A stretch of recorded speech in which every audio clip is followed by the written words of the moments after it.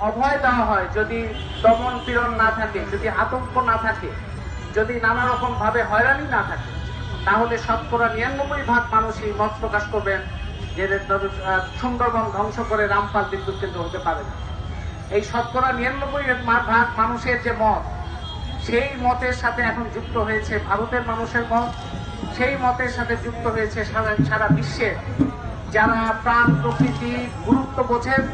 যাদের কাণ্ডজ্ঞান আছে, যারা বোঝেন যে এই পৃথিবী কোনো রাষ্ট্রীয় সীমানা দ্বারা ভাগ করা যায় না, এই পৃথিবী শুধু মুনাফা দিয়ে পরিচালিত হলে এই পৃথিবীর অস্তিত্ব থাকবে না। এই কাজে মানুষের কাছে মানুষের জীবন, তার দেশ এবং পৃথিবী ছাড়া আর কি আছে বন্ধুরা? আমরা যেখানে জন্মেছি, যে দেশে বাস করছি, যে পৃথিবীতে জন্মেছি, যে পৃথিবীতে বাস করছি,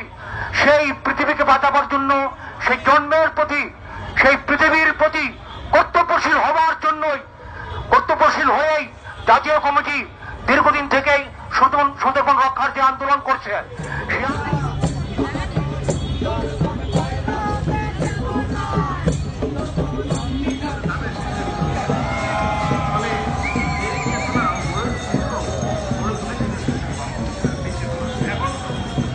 আওয়ামী তারা দাবি